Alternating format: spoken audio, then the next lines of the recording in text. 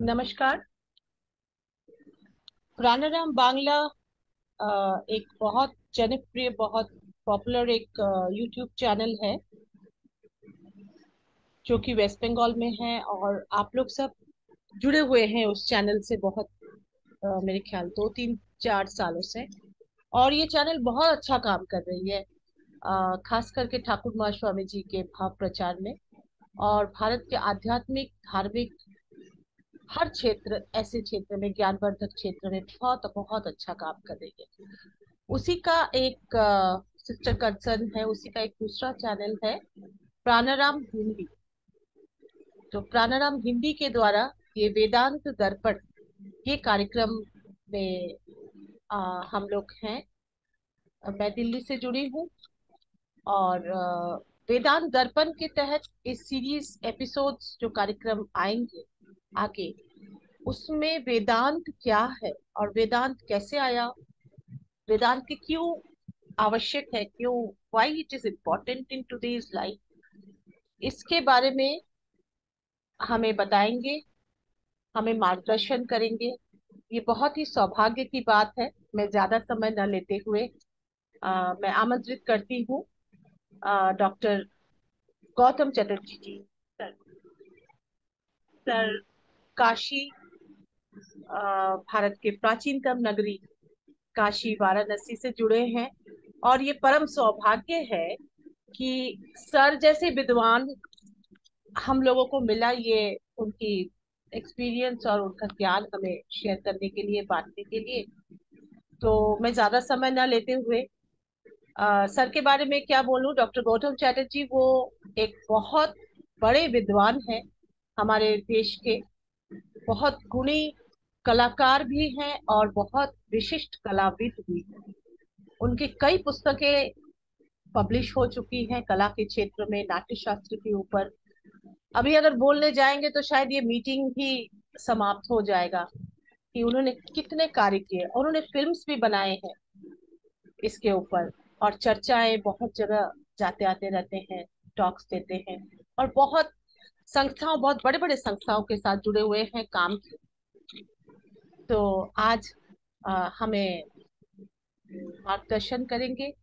एक सर से सुनते हैं वेदांत क्या है, सर।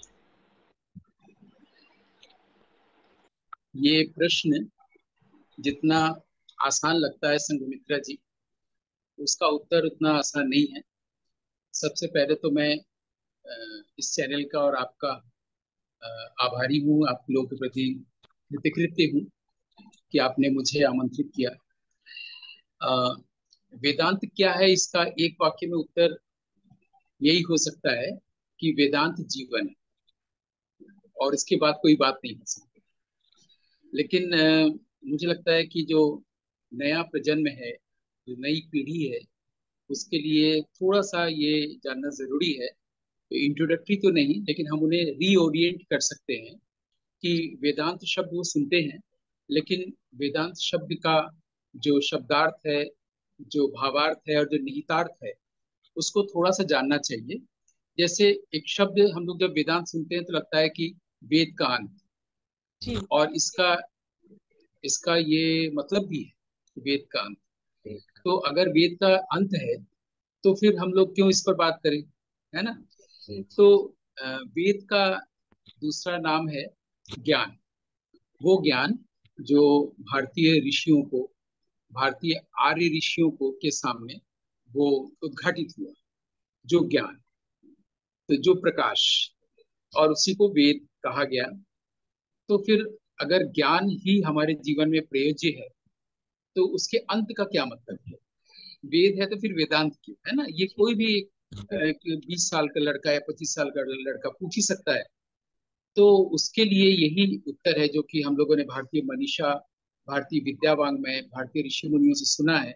उसी की ओर से ये कह सकते हैं कि ये जो ज्ञान हम लोग जिसको समझते हैं बाहर से अर्जित ज्ञान, जी। वो ज्ञान धीरे धीरे हमारे मन का हिस्सा होता है, हमारे अंतःकरण का हिस्सा हो जाता है। जी। और जो मन है, वहां पर ईर्ष्या है, इच्छा है, लोभ है, भय है, तो उसी का हिस्सा हो जाता है। और हमें लगता है कि हम ये जान गए, कि वेद क्या है, वेदांत क्या है। तो जब समझते हैं और जानते हैं तो मन का हिस्सा हो जाता है और हमारा अहंकार और बढ़ जाता है। जी क्योंकि हम तो ये लेके आए हैं, मन को लेके आए हैं, बुद्धि को लेके आए हैं, अहंकार को लेके आए हैं। फिर इसी अंतःकरण या मन को शुद्ध करना होता है ज्ञान के जरिए, तभी तो अज्ञान हटेगा। जी तो वो अज्ञान ही बढ़ जाता है, अज्ञान में ही जुड़ जाता है। इसलिए उस अज्ञान से हम कैसे मुक्त हों, और जो एक्चुअल ज्ञान है जो हमारे भीतर पहले से है, जी उसका प्रकाश कैसे उद्घाटित हो, इसके लिए जरूरी होता है कि जो ज्ञान हमारे अहंकार का हिस्सा हो चुका है उसका अंत हम लोग करें। जी जी है बिल्कुल। ना। तो इसके लिए हमारे यहाँ एक शिव सूत्र है।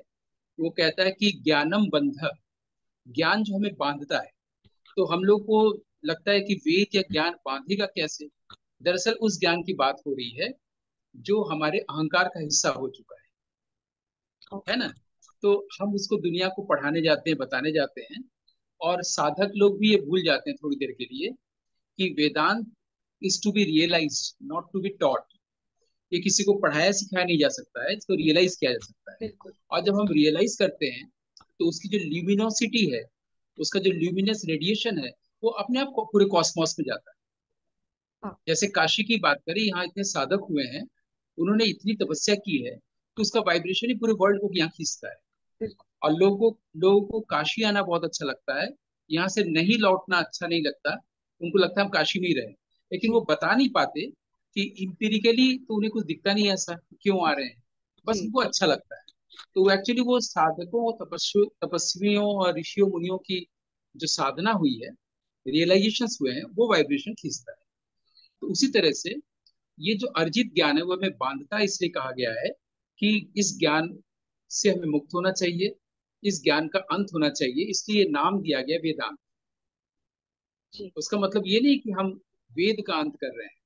दूसरा ये है कि वेद जब रिवील हुआ था भारतीय ऋषियों के सामने, तो वो इतना कठिन था एक इम्पीरिकल माइंड के लिए, क्योंकि वो तो ट्रांसेंड करके आया था। ट्रांसेंडेंटल कॉन्शियसनेस को हम लोग इंटेलेक्चुअल प्लेन पे लाके लोगों के सामने ले गए थे। तो जी सब लोग उस ट्रांसेंडेंटल प्लेन पर है नहीं। जी तो ट्रांसेंडेंटल प्लेन के ट्रुथ को इमानेंट प्लेन पर या इंपिरिकल प्लेन पर लाने के लिए, माने पराग की चीज को प्रकृति स्तर पर लाने के लिए हाँ उसको एक बौद्धिक रूप दिया गया। फिर भी जी कठिन हुआ। जी तो उसको तीन भागों से देखा गया, एक ब्राह्मण, एक हाँ आरण्यक, एक उपनिषद। जी है ना। तो जी जब उपनिषद का पोर्शन आया, उसको वेदांत कहा गया। इस तरह से वेदांत क्या है, प्रश्न का उत्तर हमने इस तरह से दिया। पहले तो शब्दार्थ, जी जी फिर भावार्थ, और फिर जी निहितार्थ, इसका जो सजेस्टेड मीनिंग है। हम लोग उपनिषद को ही वेदांत कहते हैं। और जी वही स्वामी जी जैसे लोगों ने, स्वामी विवेकानंद, स्वामी अवेदानंद, इन लोगों ने हम लोग को जो सिखाया है, हम लोग को सिर्फ उसे ही रियलाइज करना चाहिए, फिर उसे अगली पीढ़ी को हस्तांतरित करना चाहिए। बिल्कुल सर, बहुत यही है। सुंदर। जी सर। सर आगे के एपिसोड्स में आ, हम बताते रहेंगे इसकी और भी जानकारियां देते रहेंगे कि आज तो सिर्फ व्हाट इज वेदांता। वेदांत जो 6 फिलोसफीज हैं सर, सांख्य, ऐसे जो 6 फिलोसफीज है सिक्स उसमें जो, systems of Indian philosophy. Yes sir, तो वो जो पिलर्स है 6 फिलोसफी अर्थात 6 दर्शन, 6 जो दर्शन है हमारे भारतवर्ष की, उनमें से and Vedanta is called the highest of the philosophies.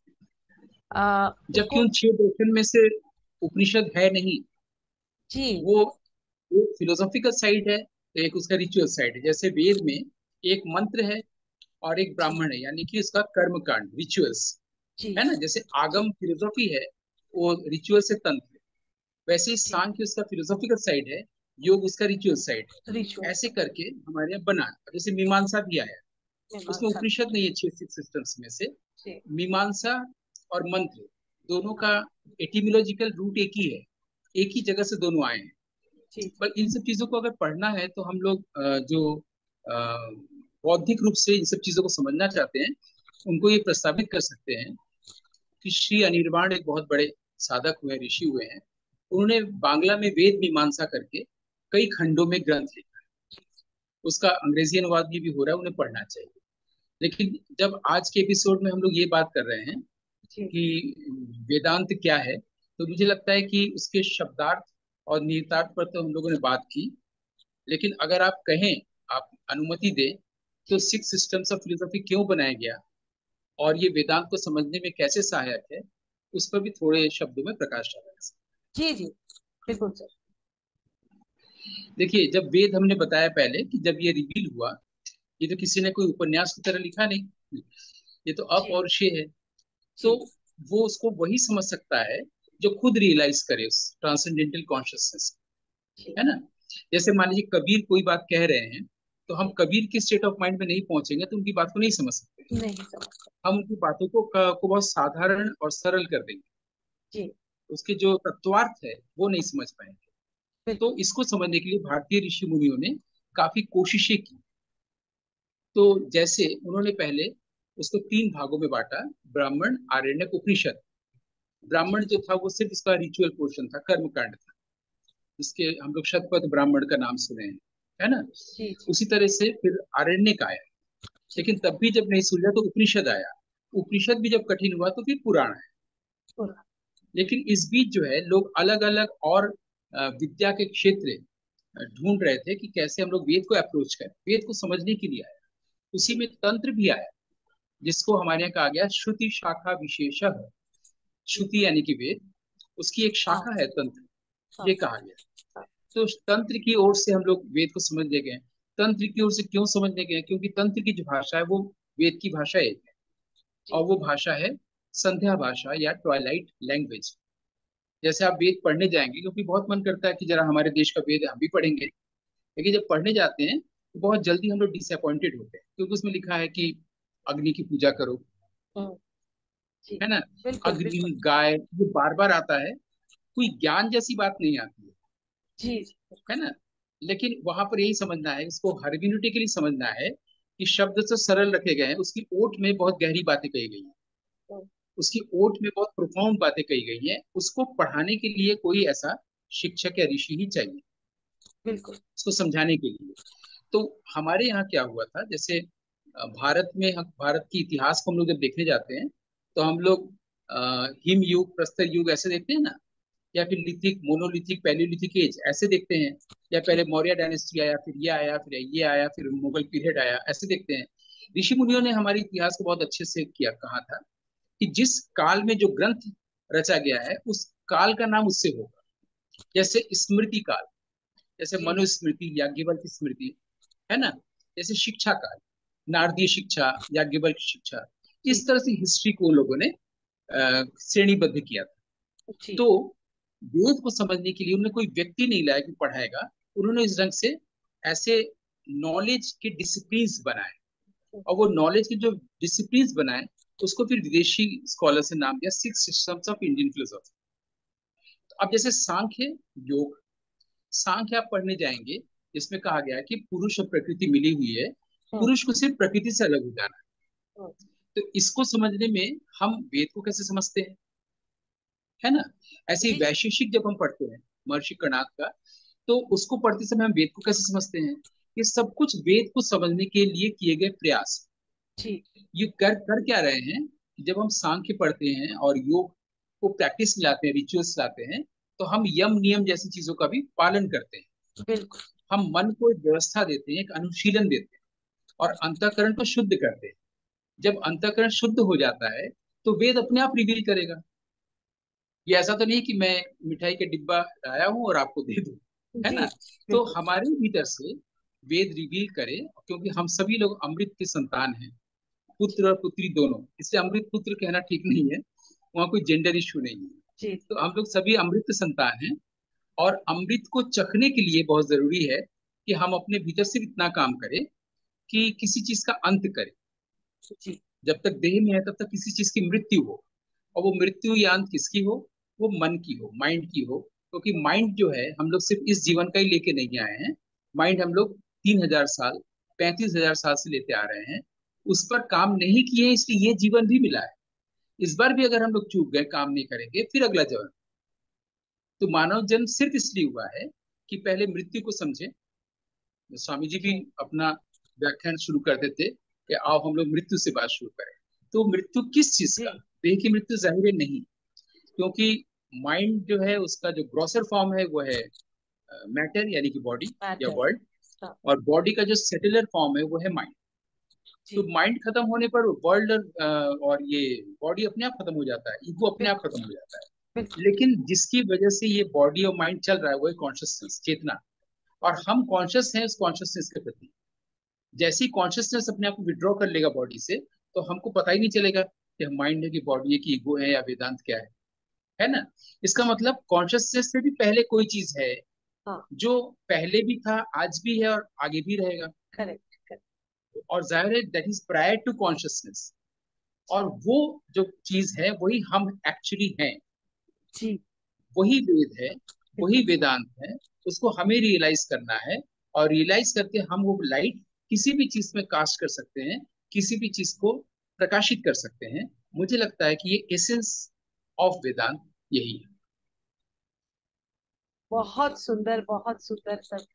ये कार्यक्रम का नाम ही है वेदांत दर्पण। और जैसे कि बहुत दर्पण अच्छा। में, जी सर, तो ये जैसे दर्पण होता है और दर्पण में मनुष्य, हम सब अपने आप को देख पाते हैं। तो आज जो आपका जो ये व्याख्यान था सर, एक्सप्लेनेशन था, ये जस्ट एक वेदांत का दर्पण ही, जैसे आपने इतने क्लियर शब्दों में, इतने इलेबोरेट वे, और वो भी एक ढांचे में, एक स्ट्रक्चर में आपने इतना अच्छा समझाया। Thank you so much sir, कोई शब्द नहीं है कहने को। और बस अब कार्यक्रम के अंत में ही हम लोग पहुंच गए हैं। स्वामी विवेकानंद जी कहते थे, रिलीजियन इज रियलाइजेशन। धर्म कोई बिल्कुल। ऐसे नहीं है कि हम ये पहन लें, ये बोल दें, या वो सीख लें, या उतना चल लें, या उतना जप कर लें, या उतना घंटा या फूल चढ़ा लें, या मंत्र बल बोले, या कुछ भी बोले। Religion is actually realization, and Vedanta is also realization. It comes from there only. Sir और अच्छा बता पाएंगे, सर ने यही बताया। और स्वामी जी ने बोला था, आत्मानं मोक्षार्थ जगत हिताय च। अर्थात जो आत्मा की मोक्ष है वो जगत के हित के लिए। It's not only body, it's not only mind, and it's not only consciousness also, it's beyond something that. तो ये वेदांत दर्पण के द्वारा हम लोग कोशिश करेंगे कि ऐसे ही हमें मिला है एक सर समय दिए हैं।